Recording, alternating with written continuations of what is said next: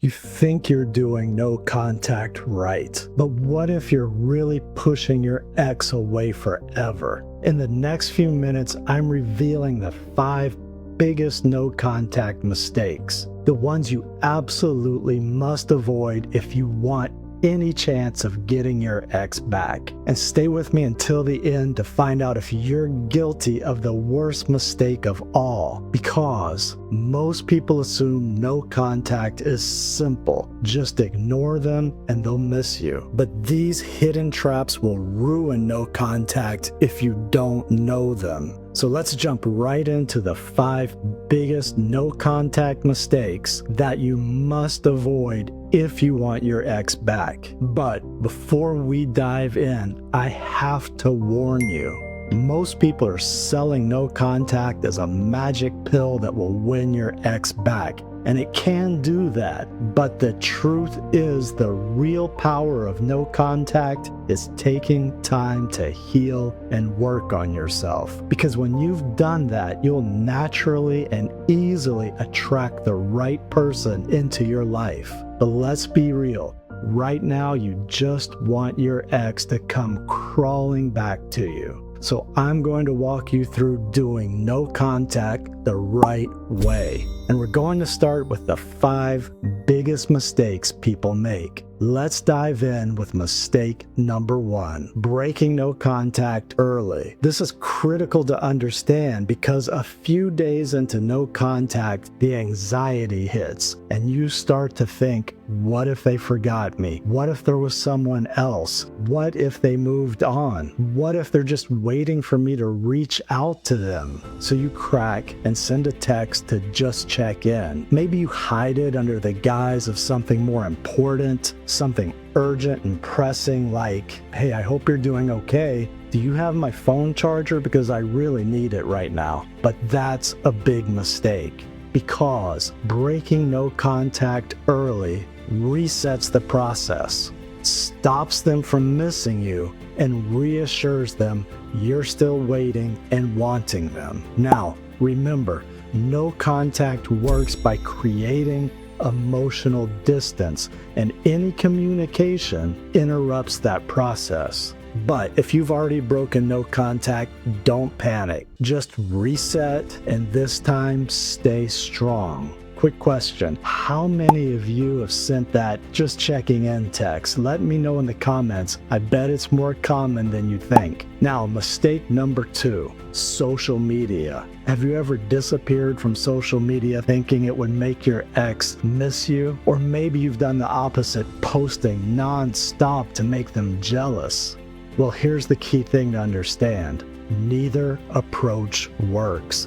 If you go completely silent, your ex assumes you're miserable, or worse, they stop thinking about you entirely. But if you try too hard to make them jealous, it comes off as fake. Instead of missing you, they'll think, wow, they're really trying to get my attention. The best strategy? Quiet confidence. Post occasionally, but make it look natural. Share things that genuinely interest you. Show, don't tell, that you're living your best life. Now, this naturally brings us to mistake number 3, staying stuck in limbo. I can't stress enough how important this one is because no contact isn't just about waiting, it's about becoming. If you spend all of your time thinking about your ex, checking their social media, and counting the days until they reach out, you're not actually doing no contact the right way. You're just stuck in limbo. Real no contact is about growing into the best version of yourself. This matters because if you want your ex to come back, it's not just about making them miss you. It's about making them see you differently. So instead of obsessing over what they're thinking, you have to focus on what you're doing. Are you improving? Are you healing? Are you becoming the kind of person who attracts, not chases? This is critical because that's what truly shifts the dynamic. So here's a quick tip. Replace every moment you want to check their profile with an action that improves your life, like reading a book, hitting the gym, meditating, or learning a new skill.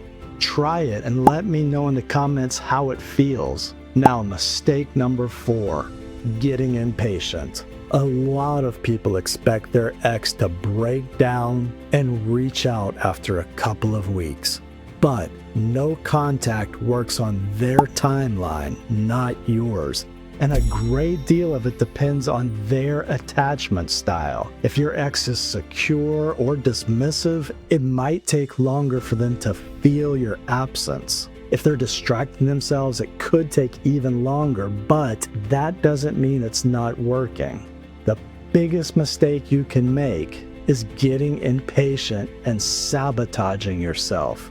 And the reason I say that is because the moment you start doubting the process, you start making desperate moves like checking in, asking mutual friends about them, searching for signs of hope. I know waiting feels unbearable, especially if you see them posting with friends or dating someone new. But trust me, your patience is your power. Stay the course. Trust this process. No contact is a long game, and the real shift happens when your ex realizes you're no longer chasing. Now, here's something shocking to keep you motivated. Basic human behavior tells us that the longer you give yourself time to heal after a breakup, the more likely you are to feel confident and in control again. And the more confident and in control you feel, the more attractive you become. That's why sticking to the process of no contact is so powerful. It gives you the space to rebuild your life. Now, mistake number 5, the worst mistake of all, is making no contact all about them. This is what ruins people without them even realizing it. Because if you're sitting there counting the days, waiting for them to miss you, then you haven't actually gone no contact. You've just gone silent. And here's the brutal truth. Your ex doesn't need to hear from you to know you're still waiting, because they know who you are. Because in their head, they've got a picture of you, the you they last saw, the you they broke up with, the you from your final moments together. That's it. That's the version of you they're working with. Think about it. The last time you talked, the way you acted, the emotions you showed, whether you were hurt, desperate, begging, or just even super invested in them. That's the image they've got of the person they used to be with, the person they don't want to be with now. So even if you've gone completely silent, in their mind, nothing's changed. They picture you just sitting there, waiting, hoping, stuck in the same old spot. You're their ex for a reason. And here's the kicker, because of that, they feel no rush to come back to you. Why would they? As far as they're concerned, you're still the same person, still hung up, still available. Even if they toy with the idea of reaching out, their brain hits them with a quick, nah, there's no need. They're not going anywhere, and I don't really want to be with them anyway. Now, that's why the only way to make no contact truly work is to shatter that old snapshot in their mind. You have to become the best version of yourself. Someone they wouldn't expect. Someone that makes them question everything they thought they knew about you. Because this creates just enough doubt that they start wondering, wait, what if I really did lose something special? Because the moment they start questioning that, the moment they feel you're slipping away, that's when their mind starts pulling them back to you.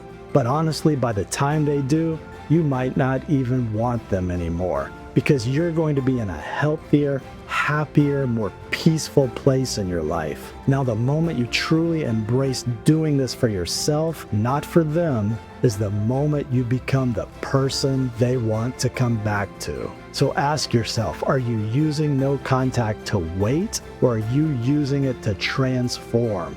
Drop your answer in the comments because I'm reading every single one. Now here's the big picture. What you really need to remember: do not break no contact early. Avoid overposting. Focus on yourself. Stay patient. And most importantly, use this time to grow, not just to wait. If you're serious about healing and making no contact work the right way, I've got something that can help. Download my free guide, the No Contact Rule Survival Guide, How to Stay Strong and Move On. It's linked below. If you're really committed to doing no contact fully and correctly, get my complete guide, the No Contact Survival Kit, the 7-day emotional reset. Now, if you're still unsure about no contact, then you need to watch this next video. 7 clear signs that no contact works. Click here to learn more. I'll see you there.